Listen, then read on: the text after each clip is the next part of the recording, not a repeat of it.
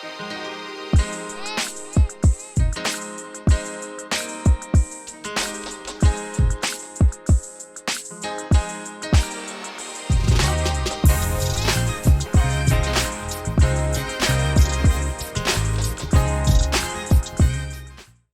you for listening to The Walt Weekly with your host, Walter Latham Sr., and co-host, Michelle Sweeney McCombs. You can find us at www.thewaltweekly.podbean.com. We are on social media, Twitter at Walt Weekly, Instagram and Facebook, The Walt Weekly, iTunes, iHeartRadio, and other streaming platforms. Please like, follow, and share The Walt Weekly. The Walt Weekly podcast is Black History Month Celebration Part 2. Okay, so here we have Stephen A. Smith, one of our panel members and major contributors of the Walt Weekly, team member. Glad to have him. Steve's going to speak about Black Hollywood. All right. Good afternoon to each and every one. My name is Stephen Allen Smith, and I am a continuing panelist on the Walt Weekly show and proud to be one.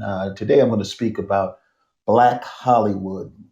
And when I speak about Black Hollywood, there are too many actors and actresses to focus on and in the segment and the time that has been allotted to me. So I'm going to focus on two in particular, and they were two firsts. Okay, I'm speaking in reference to Hattie McDaniel, who won the Academy Award in 1940 for her role in Gone with the Wind, and I'm going to speak about Sidney Poitier, who won the Academy Award. They were both first. He won it for Lilies of the Field, and he won it as Best Supporting Actor in 1964. That is where I'm going to focus my energy on in this Black History Month, and the fact that we're doing it. I'm thinking firsts today, and all of the subsequent impact that they had on so many others. And their contributions laid the foundation. They set the stage, literally set the stage for so many important actors and actresses of our time. I'm going to, ladies first. So we're going to concentrate some of some of this on Hattie McDaniel. She was the one that played the maid. She played a lot of roles where she was the maid. Am I correct? Well, I'm going to get right into that. You are 100% right, Mr. Walt. Okay, all right. Thank you. Yes, Hattie McDaniel was the youngest daughter of two enslaved parents. And she was born out in Wichita, Kansas, in 1893. Initially, she followed her brother Sam in a traveling comedy troupe. And she worked in the troupe to some success. And after that, she followed her brother Otis, and she became a songwriter in a carnival company. All right. She also launched an all-female minstrel show in 1914 called The McDaniel Sisters with her sister Etta. I'm setting the foundation that she comes from a talented family. They didn't make a lot of money, in doing what they did, but they kind of carved out careers in acting as well as entertainment. She became a radio host, and she had some success. But the Great Depression kind of destroyed her radio career in 1929. And then she started to do a lot of different odd jobs. Only job that she could find after the or during the Great Depression was as a washroom attendant at a place called Sam's Pick Club. And this was near Milwaukee, Wisconsin. She convinced the hesitant owner to let her perform on stage. After some success in her performances, she became a regular there, and she became more fluent in the acting profession. So what's next? Obviously, What's next? List to Hollywood, where she landed a role as Hi Hat Hottie. She was a bossy maid who forgot her place, and again, this particular role, much like the role of Florence in the Jeffersons. When I read up a little bit on this, she was very outspoken, and she let people know her opinion. And at that time, in the early 30s, that was something that was definitely controversial. Uh, but after she did the Hi Hot Hattie segment, as Walt indicated earlier, she became someone that was consistent in being labeled as a maid. This is something that she couldn't shake off, that particular maid label. But her first big break was in the 1935 film with Shirley Temple and Mr. Bill Bojangles Robinson. And it was a film called The Little Colonel. Okay. And that was her segue into the Hollywood establishment, whereas she was someone to be recognized. And in 1939, she won the highly sought after role as Mammy in Gone with the Wind. Uh, this role, Mammy, was so sought after that at the time, Eleanor Roosevelt, the first lady of the United States of America, wanted her maid to be given the part, but she won. Hattie McDaniel won the role because uh, she had laid the foundation in Hollywood. Uh, she had a consistent record of being this role, and to much and much to her credit, it was what landed her the role in the biggest film at that particular time. Now, I will admit I've never seen Gone with the Wind. And that's a personal preference for me, because of I didn't want to see it because of the content. In the future, I am going to finally go and see this movie, no matter what, and no matter Yeah. what the period was. I know I watched it. I think I watched it some years back, um, before the controversy was known around the role. And then that was it. But I vaguely remember, the movie. But anyway, I don't want to interrupt you. I also want to point out that Hattie McDaniel's biggest line to people that didn't want her being depicted as a maid in all of these roles is she said, "I'd rather play a maid who makes $700 a week than make $7 a week." So that Wow. was something. Yeah, That shut a lot of people up right there. that just shut. Yeah. That shut a lot of people up, and it's very true. Okay, thank you. That Thank you was for that. that was something that I thought stood out for me. In terms of what she said. Okay, and the next gentleman is somebody that I think that we're a lot more familiar with. In fact, 4 days ago, he turned 94 years old. This gentleman was born February 20th, 1927, the great actor Sidney Poitier. Uh, his entire family is from the Bahamas, but Mr. Poitier was unexpectedly born in Miami, where they were visiting for the weekend. which automatically granted him American citizenship. He went back to the Bahamas, but moved back to Miami at 15 and moved to New York City when he was 16. He joined the North American Negro Theater, landing his breakthrough film role as a high school student in the film Blackboard Jungle. In 1958, Portier starred with Tony Curtis as a chained together escape convicts in a role that he was also nominated for the Academy Award in The Defiant Ones. And that particular film received 9 Academy Awards. And both he and Tony Curtis were nominated for Best Actor, with Sidney Poitier being the very first Black actor, as well as he had something for called a BAFTA, which I wasn't familiar with.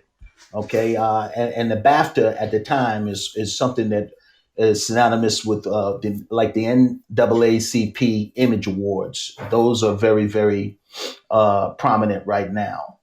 The Defiant Ones with Tony Curtis, Right.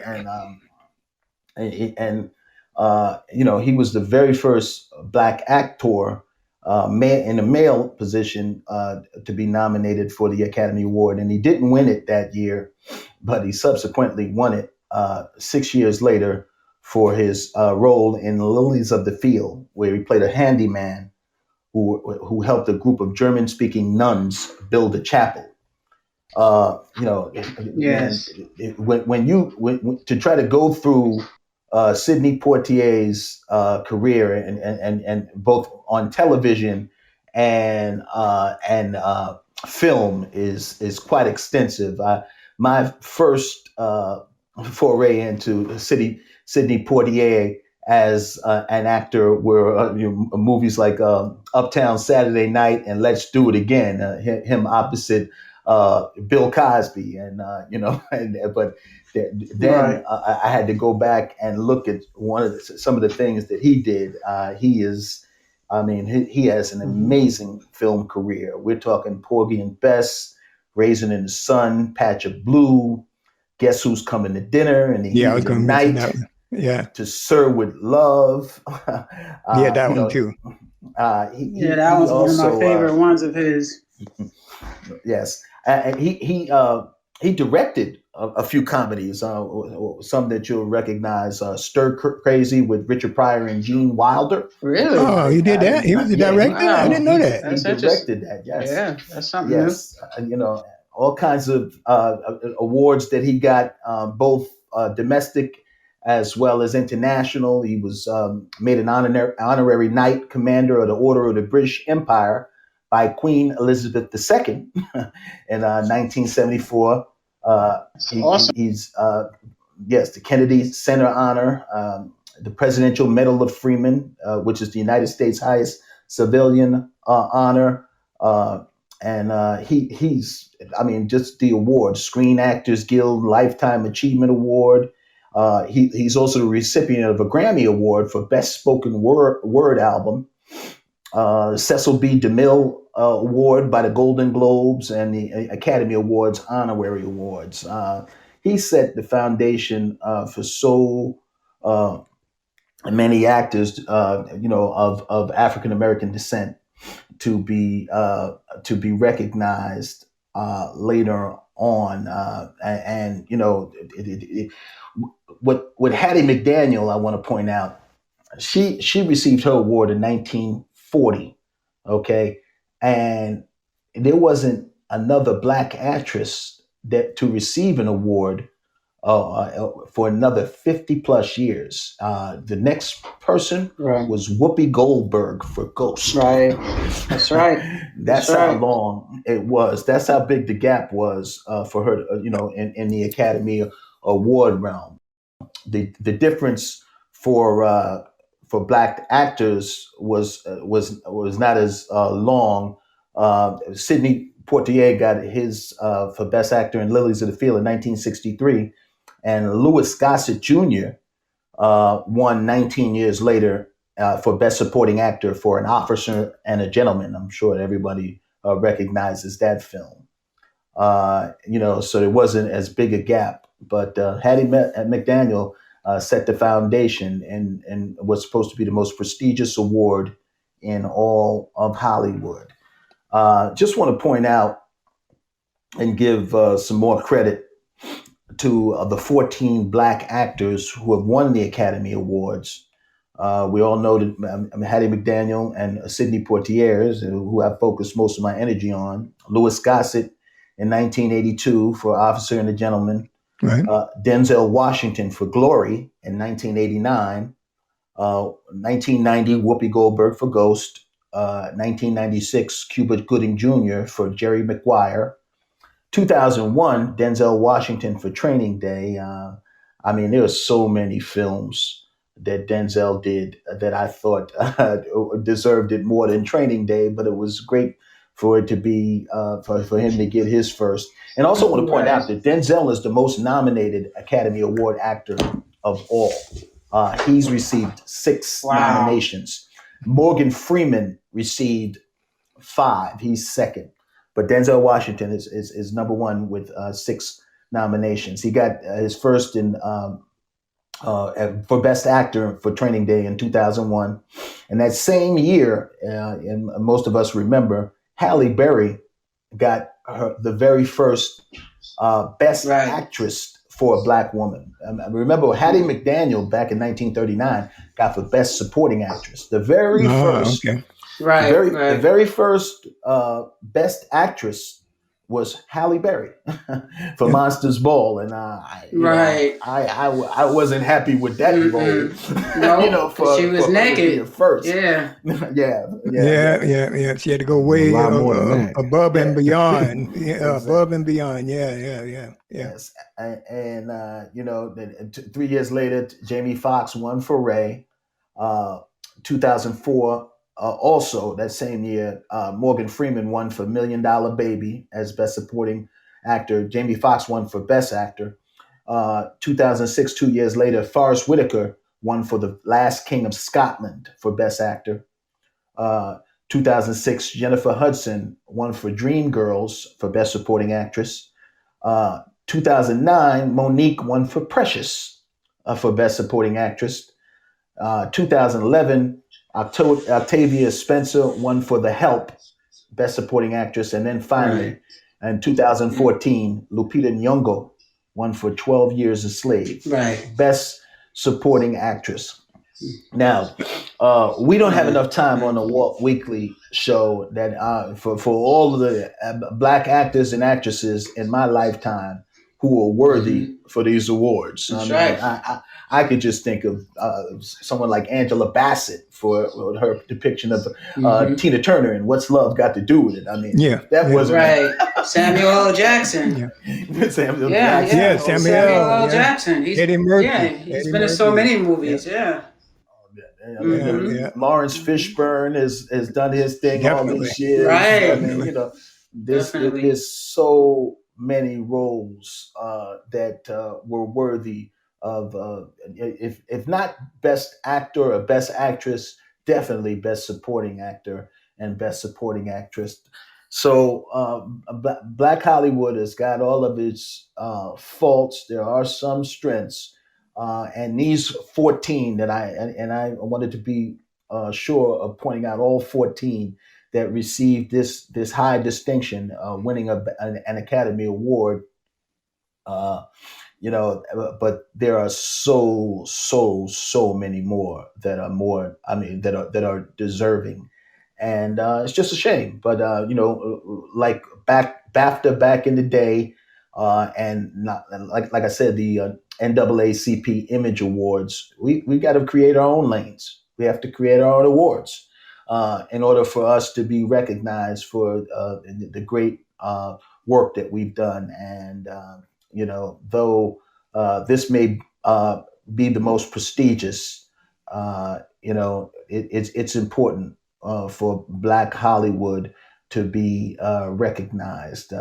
15, 20, 30 minutes to illustrate this will never be enough, but we try to make sure that we laid the foundation for two of the pioneers in Hattie McDaniel and Sidney Poitier.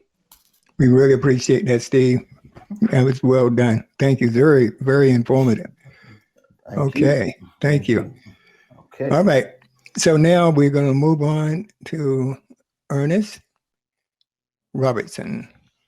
Okay. Yes, sir. Yes, All righty. Okay. All right, buddy. You're the man. Thank you. Thank you so much, man. All right. So One. Well, I definitely want to say that this is a humbling honor to be able to do this. I am my name is Ernest Robinson, a proud weekly panelist on the Walt Weekly Show. Again, humbly honored to being able to participate in this, for us to be able to pause and be able to kind of look back, reflect on how Black history has formulated the individuals that we are, and the community and society that we live in. As I was thinking about how to being able to do this, to being able to talk about politics and civil rights, there is far too much to being able to unpack, in being able to really to do that. The number of topics that we are going to cover, obviously this month we talked about inventors and entrepreneurs and military, sports, which was that was awesome.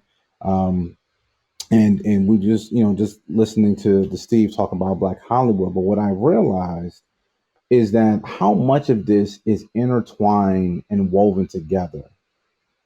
When we're talking about sports and we're looking at our heroes, those individuals that we look up to. When we talk about Hollywood and we're talking about images, when we're talking about whether science, representation in the images that we see, and what does that actually look like, and how does that actually have an effect on us? And so what I kind of wanted to do was kind of be able to kind of define what politics was, and so the English language learner's definition of politics is that there are activities that relate to influencing the actions and policies of a government, or getting and keeping power in government. okay. The work or job of people such as elected officials who are a part of government. However, one thing I want to be able to kind of to also point out too is the word power. Um, and Walt, and considering that you're on the phone, that you're on right now, just to ask, what do you think is the most important role of power? What's the most important element of power? That I'll say that. To control an outcome, desired outcome. Fair enough. Okay. But I'll sum that up by saying that, and this is just me, that influence is the most important role or most important element of quote unquote power, right? Because when we're talking about the power of a man or a woman that walks into a room, we're not talking about anything physical. We're talking about their influence, their ability to draw you in, or their ability to captivate your attention, right? And in this particular case, how they influence policies or outcomes. Then I also wanted to talk about civil rights, and civil rights or civil and political rights are a class of rights that protect individuals' freedom from infringement by governments, social organizations, and private individuals. They ensure one's entitlement to participate in the civil and political life of society and the state without discrimination or repression.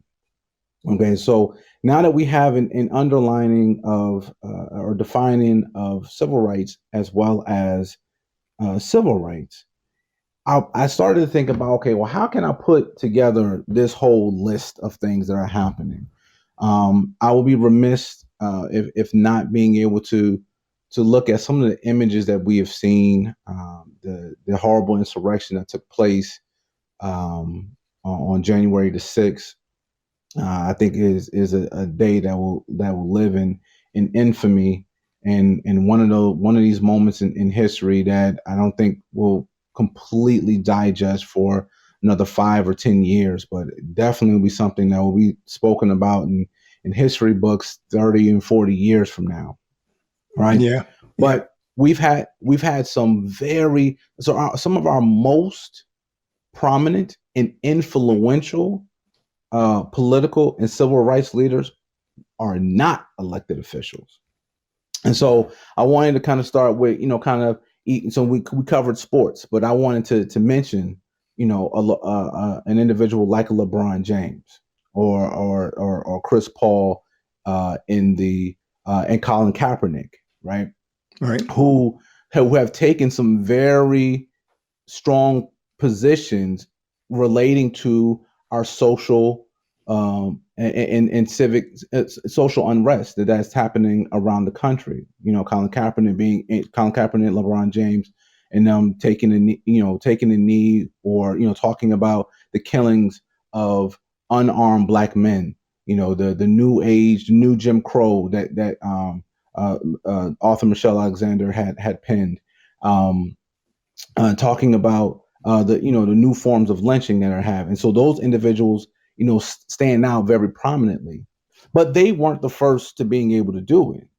We had individuals like Craig Hodges, who oftentimes gets forgotten about his political, postures that he had back in the early 90s, which really kind of ended his career as far as being able to play within the National Basketball Association, right? Then you had Kareem Abdul-Jabbar, you had Muhammad Ali, you had Jim Brown. So I'm continuing to go back to show how each particular generation stood on the shoulders of those who had done it before, at least gave the example. But even a Jim Brown, and a Jackie Robinson, but we also don't talk necessarily, and we talk about Bill Russell, but we forget about Tommy Smith and John Carlos, who protested during the 1968 Olympics. And raised fists. Yes, absolutely. Absolutely. But then before him was Jesse Owens, right? Who despite having to run in Germany with Adolf Hitler at the helm, competed. So those become individuals who influence sports on an international level that, gave the strength, the credence, and the foundation for those sports icons to be political and civic leaders today. We had organizations like SNCC and the NAACP and the Divine Nine and the Black Panther Party, and even the Nation of Islam for quite a bit of time, that had some very positive influences within our communities. But that gave birth to a Black Lives Matter and to other social justice organizations that exist today. That's those correct. groups So those groups in SNCC and NAACP and the Divine Nine and the Black Panther Party were all there around the times that birthed the Voter Rights Act, Civil Rights Act, the Fair Housing Act of 1968. But what I find to be troubling and disappointing is that there has not been another piece of major legislation that would have positively impacted the African American community since then. Right. And so it's like we've had the blueprint, right? And I think one thing that did happen, and this is with COINTELPRO or the counterintelligence program, for some of the listeners, really derailed the continued advancement of African Americans, right? Because we wound up losing a lot of our leaders, were assassinated, killed in some of the most malicious ways possible. right? But it does bear, where that strength and that foundation came from for organizations like a Black Lives Matter to being able to exist today, to being able to do their movements. I do believe that there needs to be, a greater level of focus when it comes to that, to Black Lives Matter. I think there needs to be some structured focus on specific legislation to being able to kind of make those changes, to see those changes reflected. And even to a particular point, to being able to kind of graduate to where we are, to where Black Lives Matter or other organizations are supporting African American to be elected from their communities. So that way we're not having individuals where the term carpetbaggers, where you have individuals from outside of the community who are just kind of looking for a space to be elected to in order to being able to control the assets of their communities. Right. Matter of fact, I wanted to point something out. It's like, so does anybody know like why a person? I'll ask you, Walt, like why would a person run for office, for like city council? Well, I mean, to help the local people, they have ideas that to address problems that are that are there. You know, so the noble politician wants to make change, wants to correct Right. something that is injust. It could be injustice, it could be poverty. I'm saying the noble politician. Right. Yes. What do they have at their disposal though?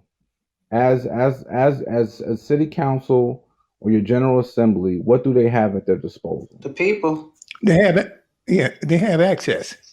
That's number one. They have access, and if they have the support of the people, especially if they're reelected, then they have some sort of power. All right. Yeah. So one of the things that I found out, because a few years back, this is roughly right a year after graduating from undergrad, I was on the run for city council. And what I found out is that the city council there, I think they only got paid like $25,000, but they had control of $900 million. And that's a lot when you're talking about a city that, roughly 200,000 people that was in there. But it's that type of control or influence over those types of dollars, which is why a lot of people wind up going there or running for some of these offices, and some of them staying there because those are the contracts that run the Department of Public Works, that runs the Department of Parks and Recreation. So when we're talking about the libraries, the directors for those are appointed by the mayor or the chief administrative officer and confirmed by your city council. Now it may vary, maybe in some cities and or counties, but that's the bulk of it, and that's what becomes important. So when we're talking about who gets what type of resources and why those resources are there, those are some of the things that we as a community should really think about.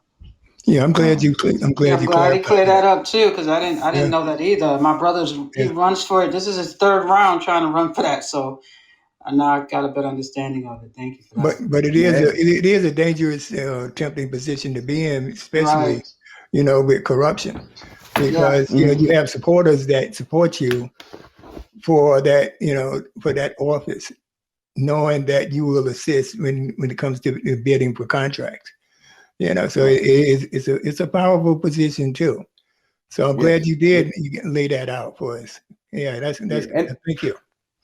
Yeah, no problem. And that's the thing. Like, I mean, and that's what is so, I think it's going to be enriching about doing this particular series is that we're able to kind of to gather, kind of fill in the gaps. Like there are some things that we knew about. But one thing that obviously that's important when you're supporting a candidate or when you're or if you're running yourself, it's important to know, what you have at your disposal. Like, what type of influence or power do they actually have? And it's important for them to know, because sometimes they're. I mean, again, the noble individual is not running because there's $900 million or $1 billion or however much money is at the control of the city council. They're not doing it because they want to give contracts to subcontractors to come and clean the buildings, or contractors to come and do the streets, or all these different things. That's what city council decides over. They're doing it because they're legitimately want to help their people in their districts, their sections or whatever. However, that's the individual person. City council is a body. A city council member is a right. And so as a body, that's what they have control over. The individual person that's running for office doesn't have control over $900 million.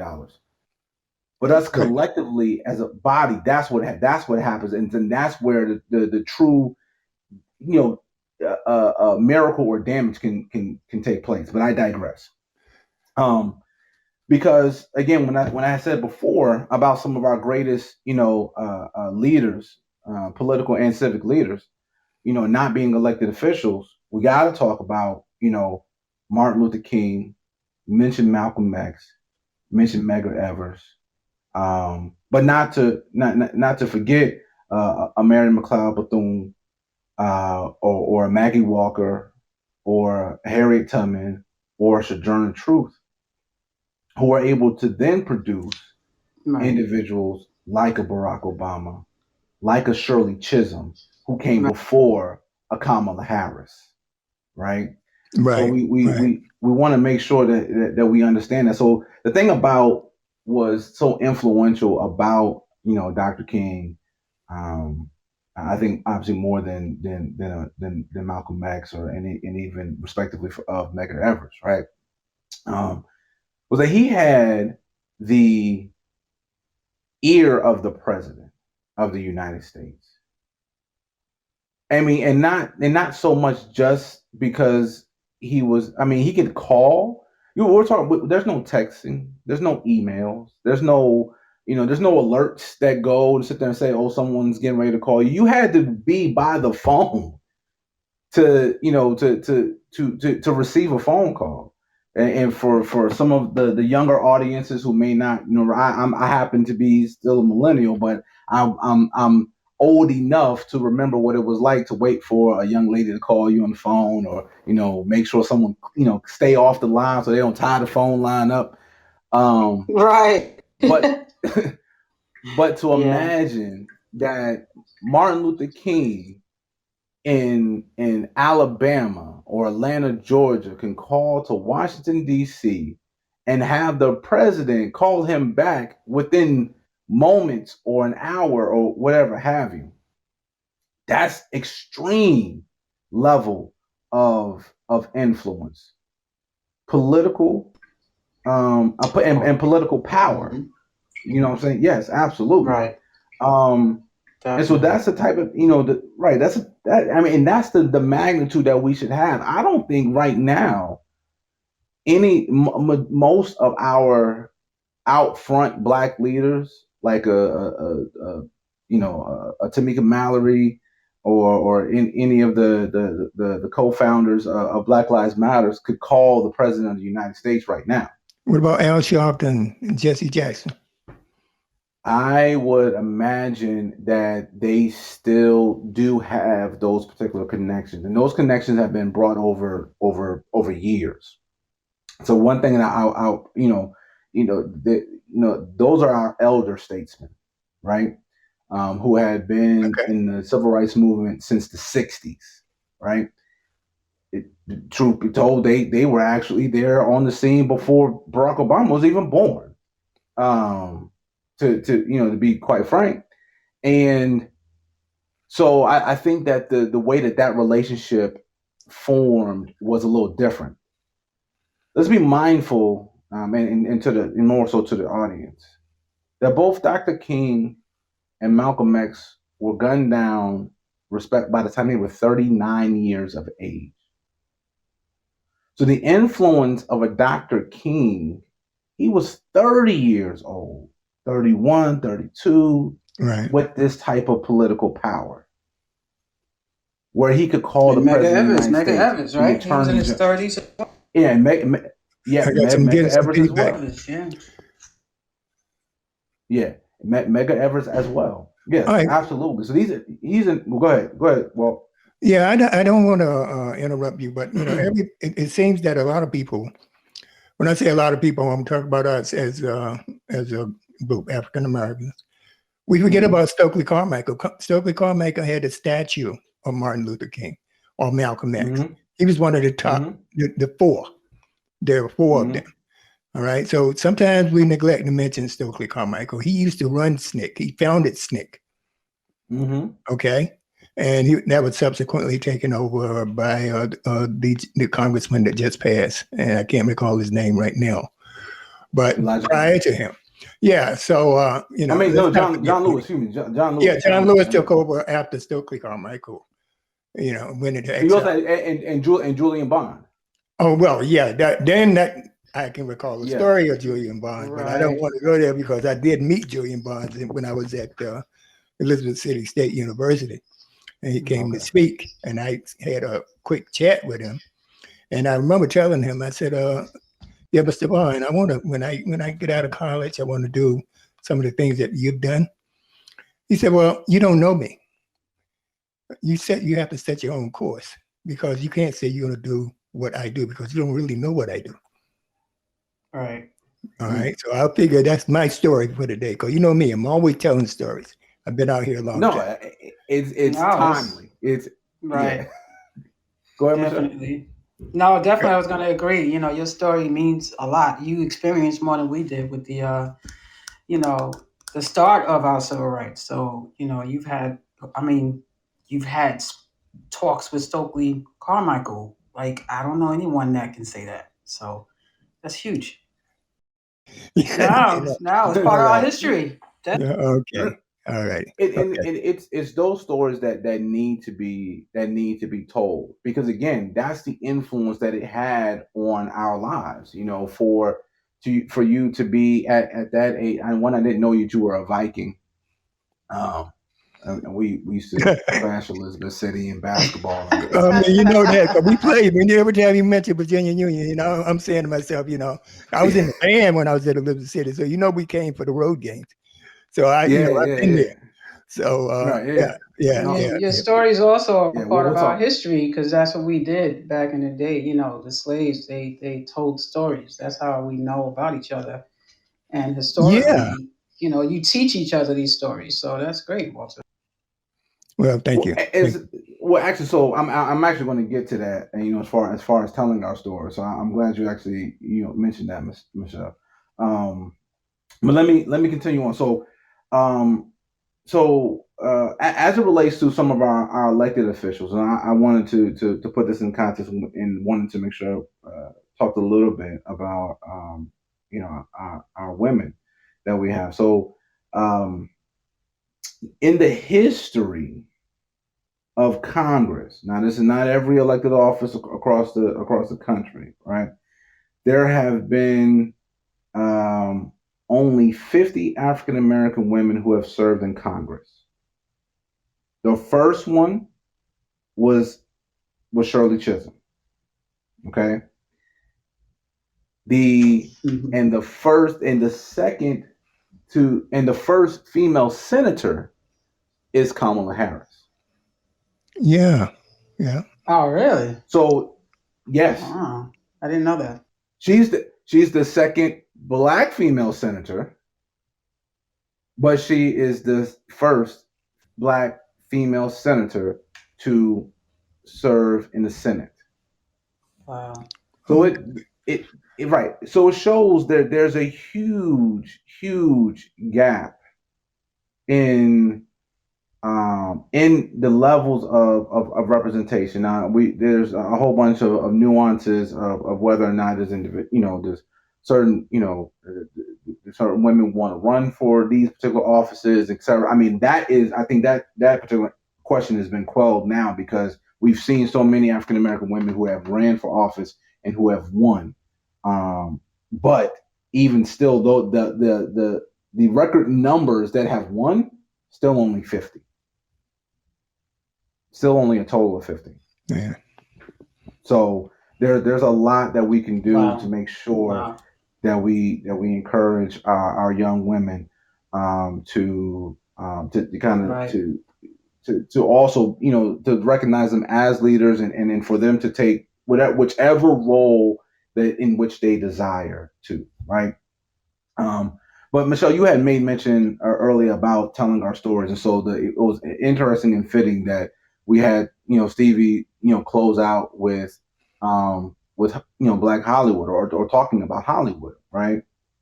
And he led off with, you know, talking about Hattie McDaniel, and then obviously, you know, we also have, you know, Cicely Tyson, and then we had Sidney Poitier, of the world, that, you know, and those individuals told a particular story about our struggles, and everything else, and then you had, but they gave birth, you know, saying to your Kerry Washingtons, your Denzel Washington, your Morgan Freeman, Chiwetel Ejiofor, Yeah, in who Japan. played in Yes. 12, yeah, who played in 12 Years a Slave. And then you had directors like Spike Lee, who produced even School Days, because that was another movie that depicted historically Black colleges and universities, the questions of talking about in apartheid in South Africa, Yes. that addressed the Right. contentious relationship amongst African Americans about light skin and dark skin. Yes. So there were so many things that were told in there. And obviously, you know, you have Malcolm X. I wasn't that interested in watching Chirac, but still a very poignant storyline to talk about some of the violence that take place, the relationship between men and women, black men and black women, um, I think are phenomenally important. But back to, you know, telling our story. So before there was Instagram and Facebook, or before the internet, and almost even Yeah. before, you know, and before television, you Right. know, it was the storytellers, you know, the Yes. elders who would sit around and tell the stories. You know, the purposes of I think some of our family reunions have even been kind of, you know, twisted to where we don't really even learn our history as a family, much less to talk about our history as a people. And in the midst of doing that, we lose ourselves, the best of ourselves, Yeah, I because agree with that. we forget so much. Because I mean, there's so much to remember. I mean, there's so many things that have happened. There's so much that has happened just in the last couple of months that you forget that it's February. You know, it's like this been a whole year, because it almost seemed like 2020 just kept on going, and Yeah. we never started over again. Like, and but it's important that in this moment in time that we're in right now, that we remember or document these days, and making sure that we figure out creative ways of being able to tell our story. So my hat is off to you, um, Walter Lathan Senior, Thank you. because this particular podcast will be in perpetuity. It will be an opportunity to be able to gather around, and listen. And it's almost reminiscent of back in the days in the 20s, 30s, and 40s, and you know, when radio was coming out and everyone sit around and being able to gather around and listen to a story being told. Right. So one, Yes. never, right, so never feel bad about telling a story, because it's those stories that are going to create the future leaders like myself, and others who will be able to move forward. So thank you for giving me and us this platform and this time to being able to share with one another. Well, thank you, Ernest. And I also want to Yeah. thank my partner, Michelle Sweeney McCombs. We wouldn't be on this platform without Michelle. She's I a appreciate partner. that. You And guys, everyone contributing and is at the yeah, I same wanted level. to hold off and do this on Friday, which I wanted to, personally address everyone, each member, because Right. without y'all guys, the Walk Weekly, we wouldn't be progressing as we are and as we will be. And I just like to thank y'all guys for taking the time and being, dedicated to, making this show a success. Yes. And we really appreciate it. And like I said, I had a surprise for y'all guys for Friday, but I'm doing part of it now. But it's along the lines of calling each one of you guys out and just telling everybody who you are to do the Walk Weekly, what you brought to the table. And just it's time. I think it's a little past due, but I think with Black History, y'all guys are contributing to Black history right now. And I wanted to bring that up on Friday. And another thing, we have the councilwoman, Vanessa Gibson. She'll be on Friday for our celebration, and she's running for Bronx Borough President. So she'll be making that announcement. Right. And We also have Keith Suede. Steve, Keith, he was Butchie's best friend. He's coming in to speak about HBCUs and stepping. So we have him coming in Friday as well. Thank you for joining the Walt Weekly. We can be found at Facebook, the Walt Weekly Podcast, Twitter, at Walt Weekly, Instagram, the Walt Weekly, and www.thewaltweekly.podbean.com. Please like, follow, and share.